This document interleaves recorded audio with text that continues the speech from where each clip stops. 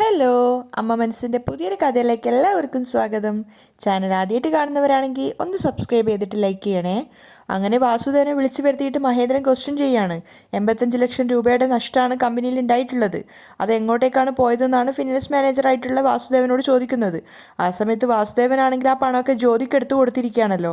അതുകൊണ്ട് തന്നെ അയാൾ ഇങ്ങനെ തലതാഴ്ത്തി പേടിയോടെ നിൽക്കുന്നുണ്ട്. അയ്യോ, ഇത് അളിയൻ കണ്ടുപിടിക്കുമെന്ന് വിചാരിച്ചതല്ലല്ലോ, ഇനിയിപ്പോൾ എന്താ കള്ളം പറയുക എന്നൊക്കെ അയാൾ ചിന്തിക്കുകയാണ്. എല്ലാവരും വാസുദേവനെ തന്നെ നോക്കി നിൽക്കുന്നുണ്ട്.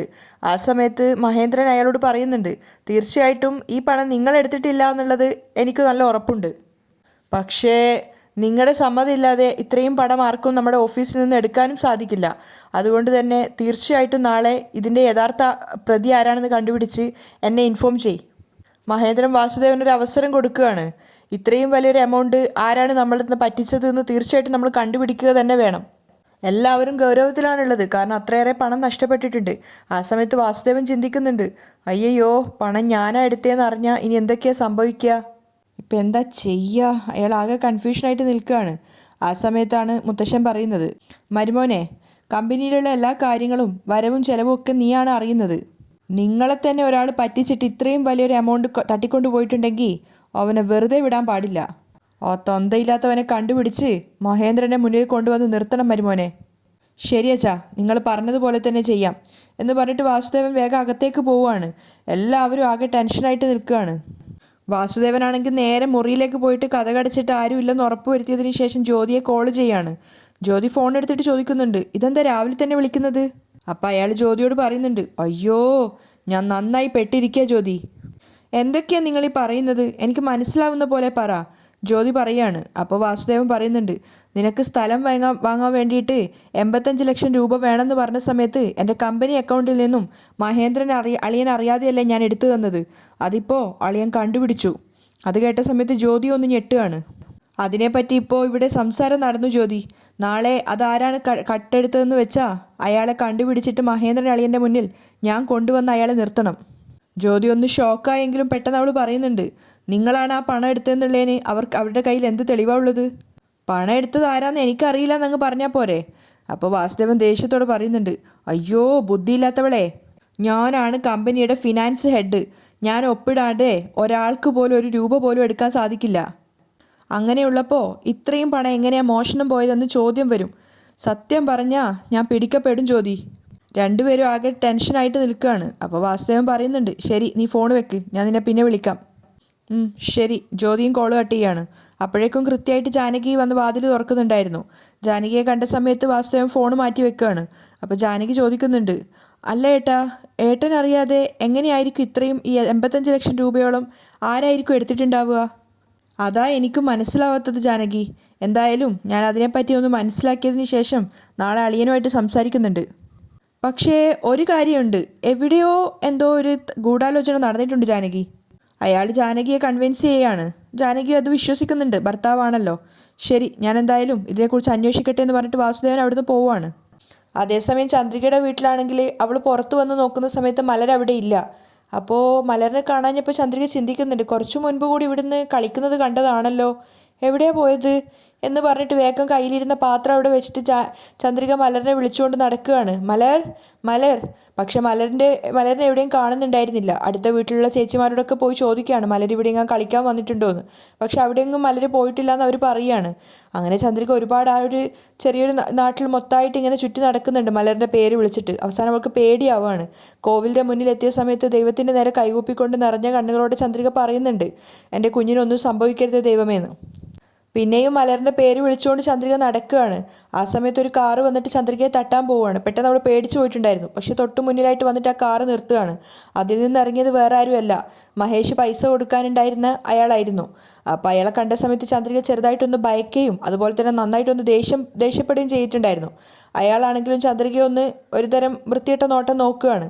അതിനുശേഷം അയാളെ ബാക്കിലിരിക്കുന്ന ആളോട് ഇറക്കാൻ വേണ്ടി പറയുന്നുണ്ട്. അപ്പോൾ പിന്നിലിരുന്ന ഗുണ്ട മലറിനെയും കൊണ്ട് കാറിൽ നിന്ന് ഇറങ്ങുകയാണ്. മലരാണെങ്കിൽ കരയുന്നുണ്ട്. അപ്പോൾ ചന്ദ്രിക ആകെ ഭയന്ന് പോയിട്ടുണ്ടായിരുന്നു. അവൾ മലറിൻ്റെ പേര് വിളിച്ചുകൊണ്ട് അങ്ങോട്ടേക്ക് അടുത്ത് പോവുകയാണ്. മലർ, അമ്മ. മലരും കരഞ്ഞുകൊണ്ട് വേഗം ചന്ദ്രികയുടെ അടുത്തേക്ക് ഓടി വന്ന് അവളെ കെട്ടിപ്പിടിക്കുന്നുണ്ട്. ആ സമയത്ത് അയാൾ കാറിൽ നിന്ന് ഇറങ്ങുകയാണ്. അപ്പം ചന്ദ്രിക ദേഷ്യത്തോട് ചോദിക്കുന്നുണ്ട്, എന്തിനാ എൻ്റെ കുഞ്ഞിനെയും കൊണ്ട് കാറിൽ കൊണ്ടുപോയത്? അപ്പോൾ അയാൾ പരിഹാസത്തോടെ ചിരിച്ചിട്ട് പറയുന്നുണ്ട്, ചന്ദ്രിക, നിന്റെ മോളെ കാണാൻ നല്ല ഭംഗിയുണ്ട്. ചന്ദ്രിക ദേഷ്യത്തോടെ അയാളെ നോക്കുകയാണ്. ആ സമയത്ത് അയാൾ പറയുന്നുണ്ട്, അതുകൊണ്ടാണ് ഒരു റൗണ്ട് വണ്ടിയിൽ കയറ്റിയിട്ട് ഒന്ന് ടൗണൊക്കെ കാണിച്ചു കൊടുത്തിട്ട് വരാമെന്ന് കരുതിയേ. അതിന് നീ എന്തിനാ ഇങ്ങനെ പേടിക്കുന്നത്? അയാൾ ചന്ദ്രികയെ പരിഹസിക്കുകയാണ്. അപ്പോൾ ചന്ദ്രിക ദേഷ്യത്തോടെ പറയുന്നുണ്ട്, ഇങ്ങോട്ട് നോക്ക്, ഇനി മേലാൽ എൻ്റെ കുഞ്ഞിനെ നിങ്ങളെങ്ങനെ എടുത്തുകൊണ്ട് പോയാൽ നിങ്ങളൊരു വലിയ മനുഷ്യനാണെന്ന് പോലും ഞാൻ ഓർക്കില്ല. അപ്പോൾ അയാളും പറയുന്നുണ്ട്, പിന്നെ നിൻ്റെ മോളെ കാറിൽ കയറ്റിക്കൊണ്ടുപോയി നാട് കാണിക്കാൻ എനിക്കെന്താ വട്ടാണോ? എനിക്ക് തരാനുള്ള പണം തന്നു കഴിഞ്ഞാൽ പിന്നെ ഞാനെന്തിനാ ഇങ്ങോട്ടേക്ക് വരുന്നത്? നിൻ്റെ മോളെയും കൊണ്ട് ഞാനെന്തിനാ കറങ്ങുന്നത്? അപ്പോൾ ചന്ദ്രിക ദേഷ്യത്തോടെ അയാളോട് പറയുന്നുണ്ട്, ഇപ്പം എൻ്റെ കയ്യിൽ ഒരു പണവും ഇല്ല. ആ മഹേഷ് വാങ്ങിച്ച കടമൊക്കെ ഞാനെന്തിനാ അടച്ച് വിട്ടുന്നത്? അപ്പോൾ അയാൾ ചിരിച്ചുകൊണ്ട് പറയാണ്, അങ്ങനെയാണോ? ശരി ചന്ദ്രികേ, എങ്കിൽ പിന്നെ ഒരു കാര്യം ചെയ്, നിൻ്റെ മോളെ നീ എപ്പോഴും ഭദ്രമായിട്ട് ശ്രദ്ധിച്ച് നോക്കിക്കോ. ഇനി ആരെങ്കിലും ഇതുപോലെ കാറിൽ കയറ്റിക്കൊണ്ട് പോയി കഴിഞ്ഞാൽ അതിന് ഞാൻ ഉത്തരവാദിയായിരിക്കില്ല. അയാൾ ചന്ദ്രികയെ ഭീഷണിപ്പെടുത്തുന്ന സ്വരത്തിലൊരു മുന്നറിയിപ്പ് കൊടുക്കുകയാണ്. അതിനുശേഷം ഡ്രൈവറോട് വണ്ടിയെടുക്കാൻ പറഞ്ഞിട്ട് പോകുന്നുണ്ട്. ചന്ദ്രിക വല്ലാതെ ഭയന്നിട്ടാണ് നിൽക്കുന്നത്. മലറിനെ മുറുക്കെ പിടിക്കുകയാണ് അവൾ. മലരാണെങ്കിൽ കരഞ്ഞുകൊണ്ട് നിൽക്കുന്നുണ്ട്. അപ്പോൾ അയാളാണെങ്കിൽ മലറിനോട് ബായിടാ മുത്തേ എന്നൊക്കെ പറഞ്ഞിട്ടാണ് പോകുന്നത്. അവർ പോയതിനു ശേഷം ചന്ദ്രിക പേടിയോടെ മലറിനോട് ചോദിക്കുന്നുണ്ട്, ഒന്നും മോക്ക് സംഭവിച്ചില്ലല്ലോ? ഇല്ല അമ്മ, ഒന്നും സംഭവിച്ചില്ല. അവൾ പേടിയോടെ ചന്ദ്രികയെ കെട്ടിപ്പിടിക്കുകയാണ്. ചന്ദ്രികയ്ക്കും വല്ലാതെ ഭയം തോന്നുന്നുണ്ടായിരുന്നു. അതേസമയം ചെന്നൈയിലാണെങ്കിൽ എല്ലാവരും വാസുദേവൻ്റെ മറുപടി കിട്ടാൻ വേണ്ടി കാത്തു നിൽക്കുകയാണ്. അപ്പോൾ സിദ്ധാർത്ഥും ആരതിയും ജാനകിയും മുത്തശ്ശനും ലക്ഷ്മിയും മേഘയും മുത്തശ്ശിയും ഒക്കെ വെയിറ്റ് ചെയ്യുന്നുണ്ട്.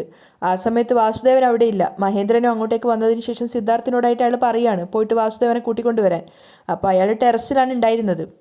സിദ്ധാർത്ഥ അച്ഛനെ വിളിക്കാൻ വേണ്ടി പോവുകയാണ്. ആ സമയത്ത് വാസുദേവൻ ഇങ്ങനെ ചിന്തിക്കുന്നുണ്ട്, 85 ലക്ഷത്തിന് ഇനി എന്താ ഞാനൊരു കള്ളക്കണക്ക് പറയുക? ഇത്രയും വർഷങ്ങളായിട്ട് ഞാൻ ഓരോരോ ചെറിയ ചെറിയ കള്ളത്തരങ്ങളൊക്കെ ചെയ്തിട്ടുണ്ടായിരുന്നു. അപ്പോൾ ഒന്നും കണ്ടുപിടിച്ചിട്ടില്ല. ഇപ്പം ആദ്യമായിട്ടാണ് ഇത്രയും വലിയൊരു എമൗണ്ട് മോഷ്ടിച്ചത്. അത് തന്നെ പിടിച്ചല്ലോ. എന്ത് കള്ളം പറഞ്ഞിട്ടാ ഇവരെ ഒന്ന് വിശ്വസിപ്പിക്കുക? അയാൾ അങ്ങോട്ടും ഇങ്ങോട്ടും ഉലാത്തി നടന്നുകൊണ്ടാണ് ചിന്തിക്കുന്നത്. അപ്പോഴേക്കും സിദ്ധാർത്ഥ് അങ്ങോട്ടേക്ക് വന്നിട്ട് അച്ഛനോട് പറയുന്നുണ്ട്, അച്ഛാ, മഹേന്ദ്രൻ അങ്കിള് നിങ്ങളെ വിളിക്കുന്നുണ്ട്. എന്നെയോ? ആ, നിങ്ങളോട് സംസാരിക്കണമെന്ന്. ശരി സിദ്ധു, നീ പോയിക്കോ, ഞാൻ വരാം. സിദ്ധാർത്ഥിന് പിന്നാലെയായിട്ട് വാസുദേവനും താഴെ വന്നിട്ടുണ്ടായിരുന്നു. അയാൾക്ക് ചെറിയൊരു പതർച്ചയും ഭയമൊക്കെ ഉണ്ടായിരുന്നു. ആ സമയത്ത് മഹേന്ദ്രൻ ചോദിക്കുന്നുണ്ട്, എന്താ വാസുദേവൻ, 85 ലക്ഷം രൂപ ആരാ കട്ടെടുത്തതെന്ന് മനസ്സിലായോ? വാസുദേവൻ തലതാഴ്ത്തി നിൽക്കുകയാണ്. പിന്നെ പെട്ടെന്ന് അയാൾ പറയുന്നുണ്ട്, അളിയ, ഞാൻ നന്നായിട്ട് അന്വേഷിച്ചു, പക്ഷേ ആരാണ് അത്രയും പണം എടുത്തതെന്ന് എനിക്കിതുവരെ മനസ്സിലായിട്ടില്ല. തീർച്ചയായിട്ടും ഞാനത് അന്വേഷിച്ചിട്ട് അളിയനോട് അറിയിക്കുന്നതാണ്. അപ്പോൾ മഹേന്ദ്രൻ ഗൗരവത്തോടെയാണ് സംസാരിക്കുന്നത്. ആരാ എടുത്തതെന്ന് സത്യമായിട്ടും നിങ്ങളെ കൊണ്ട് കണ്ടുപിടിക്കാൻ കഴിഞ്ഞില്ല? അതേ അളിയ, എനിക്ക് കണ്ടുപിടിക്കാൻ പറ്റിയില്ല. അപ്പോൾ മഹേന്ദ്രൻ പറയുന്നുണ്ട്, ആ 85 ലക്ഷം രൂപ ആരാ എടുത്തതെന്ന് ഞാൻ കണ്ടുപിടിച്ചു. വാസുദേവൻ ഉൾപ്പെടെ എല്ലാവരും ഷോക്കായിട്ട് നിൽക്കുകയാണ് മഹേന്ദ്രൻ പറയുന്നത് കേട്ട സമയത്ത്. ആരായിരിക്കും എന്ന് അറിയാനുള്ള ക്യൂരിയോസിറ്റി എല്ലാവർക്കും ഉണ്ടായിരുന്നു. അപ്പോൾ വാസുദേവനാണ് ചോദിക്കുന്നത്, ആരാ അളിയ, ആരാ എടുത്തത്, പറ. പക്ഷേ സിദ്ധാർത്ഥിൻ്റെ മുഖം കാണുമ്പോൾ അവൻ ആദ്യം അറിഞ്ഞു എന്നുള്ളത് ഭാവത്തിലാണ് അവനുള്ളത്. അപ്പോൾ മഹേന്ദ്രൻ വാസുദേവനോട് പറയുന്നുണ്ട്, ആ പണം എടുത്ത ആള് പുറത്തെവിടെയോ അല്ല, ഇവിടെ ഈ വീട്ടിൽ തന്നെയാ. വാസുദേവൻ വല്ലാതെ ഭയന്നിട്ടുണ്ടായിരുന്നു. പക്ഷെ അത് ആരായിരിക്കും എന്നറിയാൻ വേണ്ടി എല്ലാവരും ടെൻഷനോടെയാണ് നിൽക്കുന്നത്. ഈ വീട്ടിൽ നിന്ന് തന്നെ പണം എടുത്ത ആളാരാന്ന് അറിയാൻ വേണ്ടിയിട്ട്. ആ സമയത്ത് മഹേന്ദ്രൻ പുറത്തേക്ക് നോക്കിയിട്ട് സുധാകർ എന്ന് വിളിക്കുകയാണ്. അപ്പോൾ ഒരു മനുഷ്യനകത്തേക്ക് കയറി വന്നിട്ടുണ്ടായിരുന്നു. എല്ലാവരും ആരാണെന്ന് അറിയാൻ വേണ്ടിയിട്ട് ഇങ്ങനെ നോക്കി നിൽക്കുകയാണ്. അപ്പോൾ അയാൾ അടുത്ത് വന്ന സമയത്ത് മഹേന്ദ്രൻ അയാളോടായിട്ട് പറയാണ്, ആ 85 ലക്ഷം രൂപ ആരാ മോഷ്ടിച്ചതെന്ന് വാസുദേവൻ ഒന്ന് പറഞ്ഞു കൊടുക്ക്. പാവം, അദ്ദേഹത്തെ കൊണ്ട് ആ പണം ആരാണ് മോഷ്ടിച്ചതെന്ന് കണ്ടുപിടിക്കാൻ സാധിച്ചില്ല. സിദ്ധാർത്ഥ ആകെ ടെൻഷനായിട്ടാണ് നിൽക്കുന്നത്. അച്ഛൻ തന്നെയാണ് അത് മോഷ്ടിച്ചതെന്ന് അവന് നന്നായിട്ട് മനസ്സിലായിട്ടുണ്ടായിരുന്നു. പക്ഷെ ബാക്കി എല്ലാവരും ആരെ പേരായിരിക്കും പറയാമെന്നറിയാൻ വേണ്ടിയിട്ട് കാത്തു നിൽക്കുകയാണ്. അപ്പോൾ വാസുദേവൻ ചിന്തിക്കുന്നുണ്ട്, അയ്യയ്യോ, ഞാനാണ് ആ പണം മോഷ്ടിച്ചതെന്ന് ഇവർ കണ്ടുപിടിച്ചു എന്നാണ് തോന്നുന്നത്. സുധാകർ ആണെങ്കിലും വാസുദേവനെ നോക്കിക്കൊണ്ട് നിൽക്കുകയാണ്. അപ്പം മഹേന്ദ്രൻ പറയുന്നുണ്ട്, എന്താ സുധാകർ ഇങ്ങനെ ആലോചിച്ച് നിൽക്കുന്നത്? ആ പണം ആരാ എടുത്തതെന്ന് വാസുദേവനൊന്ന് പറഞ്ഞു കൊടുക്ക്. അപ്പോൾ അയാൾ എല്ലാവരും കേൾക്കെ പറയാണ്, വാസുദേവൻ സാറാണ് ആ 85 ലക്ഷം രൂപ കള്ളത്തരത്തിലൂടെ എടുത്തത്. അത് കേട്ടത് ജാനകി ഷോക്കാവുകയാണ്. ഒപ്പം ബാക്കിയുള്ളവർ ഒരുപോലെ ഞെട്ടിയിട്ടുണ്ടായിരുന്നു. വാസുദേവനാണെന്ന് അവരാരും ഒരിക്കലും പ്രതീക്ഷിച്ചിട്ടുണ്ടായിരുന്നില്ല. എല്ലാവരും ഷോക്കായിട്ട് വാസുദേവനെ നോക്കുന്ന സമയത്ത് വാസുദേവൻ അഭിനയിക്കാൻ തുടങ്ങുകയാണ്. ഒന്നും അറിയാത്ത ആളെ പോലെ അയാൾ പറയുന്നുണ്ട്, അളിയ, ഇയാൾ കള്ളം പറയാണ്. നമ്മുടെ കമ്പനിയിൽ ഇത്രയും വലിയൊരു പണം ഞാൻ കള്ളത്തരത്തിലൂടെ എടുക്കുമെന്നോ? ഇവനൊരു ഫ്രോഡാണ് അളിയ. ഇവൻ പറയുന്നത് വിശ്വസിക്കരുത്, ആരും വിശ്വസിക്കരുത്. എല്ലാവരും ഷോക്കായിട്ട് നിൽക്കുകയാണ്. മേഘയും മുത്തശ്ശിയൊക്കെ പരസ്പരം മുഖത്തോട് മുഖം നോക്കുകയാണ്. അമ്പട, ഇയാൾ ആൾ കൊള്ളാലോ എന്നൊരർത്ഥത്തിൽ. അപ്പോൾ വാസുദേവൻ പറയുന്നുണ്ട്, ഇവൻ ആളൊരു ഫ്രോഡാണ്, ഇവൻ പറയുന്നത് ആരും വിശ്വസിക്കരുത്, എനിക്കെന്തോ സംശയമുണ്ട്, ഇനി ഇവൻ തന്നെയാണോ മോഷ്ടിച്ചതെന്ന്. ആദ്യം ഒന്ന് ഷോക്കായതുകൊണ്ട് തന്നെ മഹേന്ദ്രൻ പിന്നീട് കൂളായിട്ടാണ് സംസാരിക്കുന്നത്. അതുകൊണ്ട് തന്നെ അയാൾ വാസുദേവനെ കളിയാക്കിക്കൊണ്ട് പറയുന്നുണ്ട്, എനിക്കും ആദ്യം അങ്ങനെ ഒരു സംശയം ഉണ്ടായിരുന്നു, പക്ഷേ എല്ലാ തെളിവും കാണിച്ചിട്ടാണ് സുധാകർ നിങ്ങളാണ് ആ പണം എടുത്തതെന്ന് പറഞ്ഞത്. അതുകൊണ്ട് അതിനുള്ള ആ തെളിവുകളൊക്കെ നിങ്ങൾ തന്നെ ഒന്ന് കണ്ടു നോക്ക്. സുധാകർ, വാസുദേവൻ ആ തെളിവുകളൊക്കെ ഒന്ന് കാണിച്ചു കൊടുക്ക്. അയാൾ തൻ്റെ കയ്യിലിരുന്ന ഫയല് വാസുദേവന് കൊടുക്കുകയാണ്. വാസുദേവൻ ഷോക്കായിട്ട് അത് വാങ്ങിയിട്ട് നോക്കുന്നുണ്ട്. അതിലൊക്കെ അയാൾ സൈൻ ചെയ്തിട്ടുണ്ടായിരുന്നു. അപ്പോൾ മഹേന്ദ്രൻ പറയാണ്, ഇതെല്ലാം നിങ്ങൾ സൈൻ ചെയ്ത ഡോക്യുമെൻറ്റ്സ് ആണ്. നിങ്ങൾ തന്നെയാണ് നിങ്ങൾക്ക് തന്ന പവർ മിസ്യൂസ് ചെയ്ത് പണം മോഷ്ടിച്ചത്. ജാനകിയും ആരതിയും സിദ്ധാർത്ഥും ഒക്കെ തലതാഴ്ത്തിയിട്ട് നാണക്കേടോടെ എന്ന പോലെ നിൽക്കുകയാണ്. അപ്പോൾ മഹേന്ദ്രൻ പറയുന്നുണ്ട്, വേറെ ആരും എടുക്കാനുള്ള ഒരു ചാൻസും ഇല്ല. എന്തുകൊണ്ടാന്ന് വെച്ചാൽ എനിക്ക് പണം എടുക്കണമെങ്കിൽ പോലും നിങ്ങൾ തന്നെ സൈൻ ചെയ്യണം. അങ്ങനെയുള്ളപ്പോൾ നിങ്ങൾക്ക് തന്നെ അറിയാതെ 85 ലക്ഷം രൂപ ആരോ എടുത്തു എന്ന് പറഞ്ഞാൽ അതെങ്ങനെ വിശ്വസിക്കാൻ സാധിക്കും? വാസുദേവന് ശരിക്കും കുടുങ്ങിയെന്നുള്ളത് മനസ്സിലാവുകയാണ്. അയാൾ ഒന്നും പറയാതെ കേട്ട് നിൽക്കുന്നുണ്ട്. ജാനകിയും നാണക്കേടോടെ കൂടിയാണ് നിൽക്കുന്നത്. അപ്പോൾ മഹേന്ദ്രൻ പറയുന്നുണ്ട്, അതുകൊണ്ടാണ് മാനേജറെ വെച്ച് നിങ്ങൾ ഇതുവരെ ചെയ്ത എല്ലാ പ്രവൃത്തികളും ഡീറ്റെയിൽസ് ഞാൻ എടുത്തത്. വാസുദേവൻ ഒന്നും പറയാനാവാതെ നിൽക്കുകയാണ്. സിദ്ധാർത്ഥും ആരതിയും ജാനകിയും ഒക്കെ നാണക്കേടോടെയാണ് നിൽക്കുന്നത്. അപ്പോൾ മഹേന്ദ്രൻ പറയാണ്, നിങ്ങൾ കുറച്ചു കാലമായിട്ട് സ്ഥിരമായിട്ട് ഓഫീസിൽ വരാറില്ല, ഒരു ജോലിയും ശ്രദ്ധയോടെ ചെയ്യാറില്ലെന്ന് മറ്റുള്ള സ്റ്റാഫുകളും പറഞ്ഞിട്ടുണ്ടായിരുന്നു. അതിനെക്കുറിച്ചൊന്നും ഇപ്പോൾ കൂടുതലായിട്ട് നമുക്ക് സംസാരിക്കണ്ട. ഇപ്പോൾ കമ്പനിയിൽ നിന്നും എടുത്ത 85 ലക്ഷം രൂപ എവിടെയാണ് നിങ്ങൾ വെച്ചിട്ടുള്ളത്? മഹേന്ദ്രൻ്റെ ചോദ്യം കേട്ട് എല്ലാവരും വാസുദേവനെ നോക്കി നിൽക്കുകയാണ്. വാസുദേവൻ എന്താ പറയണ്ടേന്ന് അറിയാതെ നിൽക്കുന്നത്. പിന്നെയും അയാൾ അഭിനയിക്കുകയാണ്. അയാൾ കരയുന്ന രീതിയിൽ സംസാരിക്കുന്നുണ്ട്. അയ്യോ അളിയാ, അത്രയും വലിയൊരു തുക എടുത്തിട്ട് ഞാൻ എന്ത് ചെയ്യാൻ അളിയാ? ആ പണത്തെ ഞാൻ എടുത്തിട്ടില്ല, അത് വേറെ ആരോ എടുത്തതായിരിക്കും. കുറച്ച് ദിവസം എനിക്ക് സമയം താളിയാ, ഞാൻ തന്നെ തീർച്ചയായിട്ടും അത് കണ്ടുപിടിച്ചിട്ട് നിങ്ങളുടെ മുന്നിൽ കൊണ്ടുവരാം. അതിനുള്ള സമയം കഴിഞ്ഞുപോയി വാസുദേവ. സത്യമായിട്ടും ആ പണം മറ്റാരെങ്കിലുമാണ് എടുത്തിരുന്നതെങ്കിൽ എപ്പോഴോ നിങ്ങൾ അയാളെ ഞങ്ങളുടെ മുന്നിൽ കൊണ്ടുവന്നിട്ട് ഇയാളാണ് എടുത്ത പ്രതിയെന്ന് പറയുമായിരുന്നു. നിങ്ങളെക്കൊണ്ട് അത് തെളിയിക്കാൻ സാധിക്കാത്തതിൻ്റെ കാരണം ആ പണം നിങ്ങൾ തന്നെയാണ് എടുത്തിട്ടുള്ളത്. വാസുദേവൻ നിരപരാധിയെപ്പോലെ സങ്കടത്തോടെ നിൽക്കുകയാണ്. അത് കാണുമ്പോൾ ജാനകിക്കും ആരതിക്കും ഒക്കെ സങ്കടമാവുന്നുണ്ടായിരുന്നു. മാത്രമല്ല അയാൾ ജാനകിയോട് പറയുന്നുണ്ട്, ജാനകി മോളെ, നീയെങ്കിലും നിൻ്റെ ഏട്ടനോടൊന്ന് പറഞ്ഞു കൊടുക്ക്, ഞാൻ അതേപോലെ പണം മോഷ്ടിക്കുന്ന ആളാണോ? ഒരു 100 രൂപയുടെ സാധനം വാങ്ങിക്കണമെങ്കിലും ഞാൻ നിന്നോട് ചോദിച്ചിട്ടല്ലേ വാങ്ങിക്കാറ് ജാനകി? പറ ജാനകി. അങ്ങനെയുള്ള എന്നെ നിൻ്റെ ഏട്ടൻ സംശയിക്കുന്നത് നോക്ക്. അത് കേട്ടപ്പോൾ ജാനകിയുടെ മനസ്സലിയാണ്. അവർ മഹേന്ദ്രനോട് പറയുന്നുണ്ട്, ഏട്ടാ, ഇവരെക്കുറിച്ച് ഇങ്ങനെ സംശയം വേണോ? ഇദ്ദേഹം അത്രയും വലിയൊരു എമൗണ്ട് ഒന്നും എടുക്കില്ല ഏട്ടാ. സത്യമായിട്ടും ഇദ്ദേഹം ആയിരിക്കില്ല അങ്ങനെ ഒരു തെറ്റ് ചെയ്തിട്ടുണ്ടാവുക. വേറെ ആരോ ആ പണം മോഷ്ടിച്ചിട്ട് ഇദ്ദേഹത്തിൻ്റെ മേൽ കുറ്റമിടുകയായിരിക്കും. അപ്പോൾ മഹേന്ദ്രൻ പെങ്ങളോട് പറയുന്നുണ്ട്, ജാനകി, ഒരു തെളിവും ഇല്ലാതെ ഞാൻ ഒരാളുടെ മേൽ അങ്ങനെ കുറ്റം ചാർത്തി പറയില്ല. 100% ആ പണം എടുത്തത് വാസുദേവൻ തന്നെയാണ്. ഏട്ടാ, ജാനകി കരയുന്നത് പോലെ ആയിട്ടുണ്ടായിരുന്നു. അപ്പോൾ മഹേന്ദ്രൻ പറയുന്നുണ്ട്, ഇതിലൊരു സംശയവും വേണ്ട.